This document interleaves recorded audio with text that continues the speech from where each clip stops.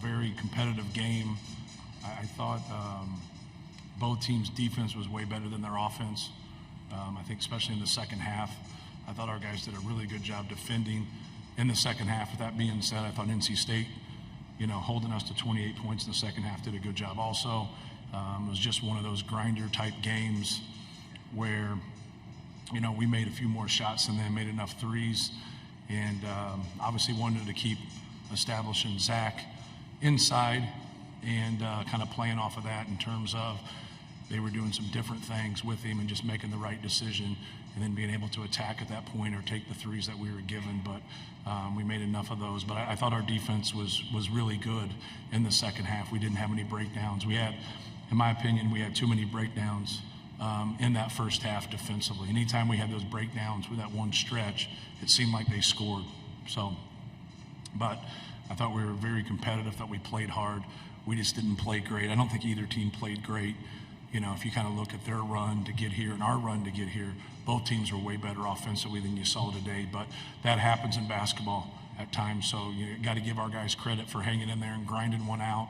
Really, we've grinded it out the last two games. But, when it's freewheeling and you're scoring the basketball, it's more enjoyable to watch, it's more enjoyable to play, it's more enjoyable to coach. But to win a championship and get 6 games and be able to win 6 games, you're going to have a couple games in there, a game or two, to where you just don't play as well offensively, and you got to find a way to win that. So congrats to our guys for finding a way to do that. First question for the student athletes is going to come in the front row. Second chair in. Hand the microphone to your left. Thank you. Hey guys, Arash Madani from Sportsnet Canada. Zach, you made the decision to come back this year. To now be one game away, playing Monday night, means what to you at this point? Yeah, I mean, this game is what we've been talking about all year. The reason I came back is playing games like these.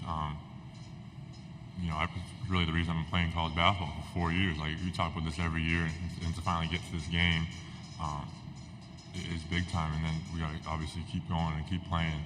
But yeah, these are the games you come back for, and these are the games that you play for, and you work and you practice every day for. Continuing with questions for the student athletes up front, Zach.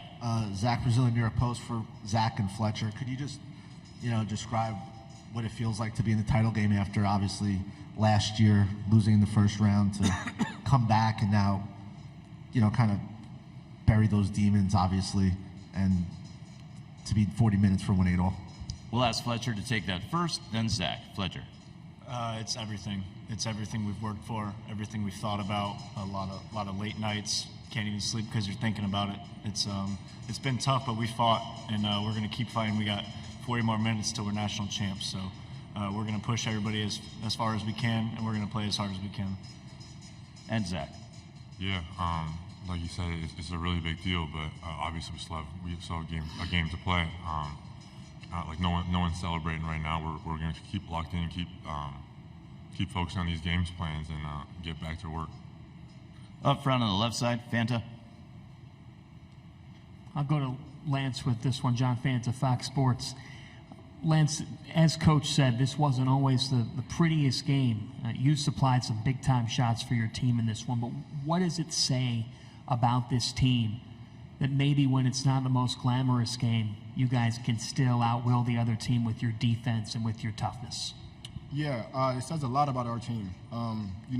Every win is not going to be, nice and pretty. This one happened to be grinded out. We stuck with it. They made runs. We had dead periods, but most importantly, we stayed with it, and, we got necessary stops down the stretch. Toward the back of the room in the center. Kevin Sweeney, Sports Illustrated for Lance and Fletcher. The confidence that you guys elevated on some of those threes, especially in the second half, to put them away. I'm curious maybe what that says about the personality of this group and the way that you guys believe in yourselves in these big moments. We'll ask Lance to take that first, then Fletcher. Lance. Yeah, I think it's about repetition. I know me and Fletcher, we get in the gym extra. We shoot after bad games, after good games. The work stays the same. We don't want to shy from moments like this. We worked our whole lives to be in this position, and I think it's just about having confidence. And I can speak for me and my Fletcher that we have a lot of confidence right now. And Fletcher. Yeah, we've just done too much to not shoot it with confidence. We've played basketball for so many years. Now we're on the stage that we've worked for. This is why we play. And there's no reason for us to go out there non-confident or not trusting one another to go make a play. Up front to the left, second row. Yeah, Adi Joseph, CBS. Zach, you played 40 today. Did you expect to play 40 today? And what's it going to take to come out of the title game? I don't know if I expected it, but I was ready for it. I'm ready for it every game. Like I've said all weekend now. Like you never want to come up the game. Like no one on the team wants to come up the game.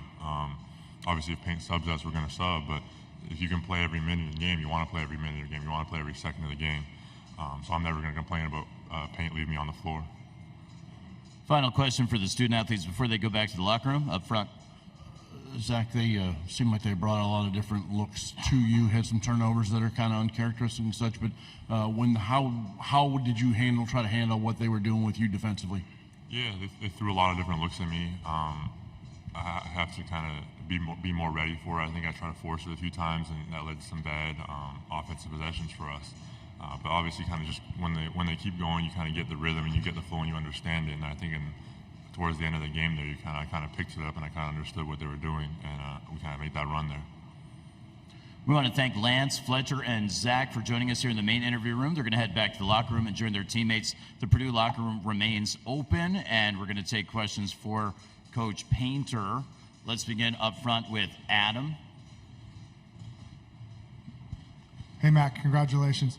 Adam Zagori, NJ.com. Just, I guess after losing the last few years to double-digit seeds, how satisfying is this for you and your guys, and what does it mean in the light of what's happened? I mean, obviously, if you look at their run and who they've beaten, Duke, Marquette, obviously Oakland beat, Kentucky. They beat a good Texas Tech team that got third in the Big 12. Pretty impressive run. So for us to be able to beat them no matter what their seed is, I think they proved that they belong. And the thing that we just tried to sell more than anything is that we weren't facing that team that was 17-14 at one time. We're facing the team that's 9-0. But just getting a win without any of the particulars is worth it, right, to be able to advance. And I always talk about that, about trying to win a Big Ten championship. So everybody wants to talk about winning it. And I said, man, you got to get yourself in position before you can win one. And so it's like winning a national championship. Like, you can talk all you want, but if you're not going to play on Monday, you don't have a chance. And so obviously we've put ourselves in a position, to win one. And, you got to give our guys credit, man. Our guys have been able to battle back, but they've also, been able to handle a lot of adversity. Up front to the right, Arash. Hey, Matt. Arash Madani from Sportsnet Canada. It was interesting after the Elite Eight, all the emotion, all the joy, Robbie Hummel, Zach with the explosion. Today you punched your ticket to Monday night. It was so much more muted from the guys. What does that tell you about the mindset that they have going into this, and just the dichotomy kind of from last Sunday to tonight? Yeah, we talked about not getting caught up, and not jumping over the fight and being able to compete and keep our composure. And, it's when you deal with a team that's a good shooting team, sometimes, like, when they miss shots, it's like the end of the world. Like, how can I miss shots? Like, how can I do this? We're the number one three-point field goal percentage team in the country. So sometimes our body language, just if we miss shots, we can still win the game. And obviously you want to make those shots, right? It just kind of depends on how the game flows. But yeah, it was pretty emotional to go through that. But every team who's playing has to be, has to go through that. You had one team that's been through it. They're national champs. And so they have that experience where the rest of us do not have that experience. So, you don't want to be emotional at that time and then not go out there and play to your strengths. And I thought our guys did a good job handling that. We're going to go to the center of the room. Hey, Matt. Mark McClune, 3TV CBS 5 here in Phoenix. Hey, wondering, you mentioned the offense not being what you'd hoped it would be. Given the sight lines and just the amount of people inside the arena, how much of an effect do you think that had on just the offensive flow? I don't think it had any effect on it. I thought, we had a couple over and back turnovers Like just a couple of concentration turnovers. We dribbled into traffic a couple times. Zach was loose with the basketball. We work a lot with him on a crouch dribble just because he's so damn big. That ball's coming up high if he's standing straight up. And then, he let Middlebrooks, poke it from behind. But I also think a lot of it had to do with NC State. I think they're a good defensive team. I think they put a lot of pressure on the basketball. They make it tough on you. But I didn't think the environment had anything to do with that. I thought it was NC State's defense and at times our lack of concentration. Coach, move up front row. Zach. Zach Brazil, New York Post. Matt, I'm sure you've been asked this a lot, but what characteristics do you think you guys have that's enabled basically the same team to rebound the way you have this year after last year? Yeah, we've added some pieces. Lance Jones is a piece that's really helped us. I thought his defense tonight on DJ Horn was really good. The moment wasn't too big for him. He took the shots that were there for him and be able to knock them down. So the addition of that, we got the best player in the country. It's a hell of a place to start, right? So, like, a lot of times people are congratulating you, and it's like, he's pretty damn good. But you got to have the right pieces with him from a skill standpoint and then still be able to guard elite players. And I think we're just better in those areas. Like, we had guys step up tonight and shoot like us going 10 for 25, that's our average. We shoot 40% from three. So, like, now if we can have games where we can get more and then shoot a better percentage, that really helps him. We got to do a better job of helping him. He turned it over tonight. Braden turned it over tonight, so we didn't give ourselves a great chance there. And that's what you want. You want that complete game, and I think that's where we've been able to adjust. We haven't turned the ball over as much, even though tonight we had more than 13. So we're now 7-4 when we have 14 to 17 turnovers, but we're 27-0 when we have 13 or less. So, like, keeping that number down, and why you got to, jump on that and, have such a magic number. But doesn't mean we can't win when we have more than 13. But so far we haven't gotten beat when we've had 13 or less. Up front to the left, Fanta. Matt, John Fanta, Fox Sports. Zach Edey has become the first player in the NCAA tournament's history to have 20 and 10 while shooting at least 60% from the floor in 5 games in a single tournament. A lot of times on this stage, we sometimes see the best players could get phased or could get rattled. Right. It feels like nothing does that to him. What are you just continually seeing from this person? Right. Well, I thought they did a good job tonight. I thought they battled him. They pushed him out some. They made it difficult on him. They forced him into 5 turnovers. But he still got to his spots.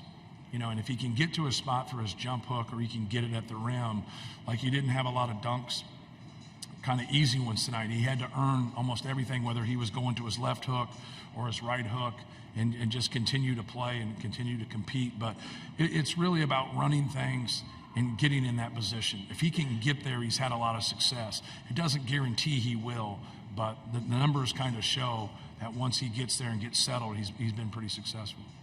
On the left side, Jerry. Hi, Jerry Palm, CBS. Braden Smith obviously had a very rough first half, didn't hit any shots, turned the ball over a lot. What kind of adjustments do you make at halftime with him to try and get him back on track? Yeah, not really adjustments as much as just try to be encouraging, to tell him, 2 of those turnovers are over and backs. Like, he hasn't done that the whole year. So, you don't know if it's just you got jitters or the anxiety a little bit of just, being out there. But, to me, you can't dribble across half court and stop, right? You can't go the other way. And so right as you're 2 feet and the ball gets across half court, and so he's a, quintessential point guard. He runs the show for us. So just trying to, get him in with good spirits and just hey, go out and play your game. Do when we run stuff, just be aggressive. Look for your shot, keep shooting.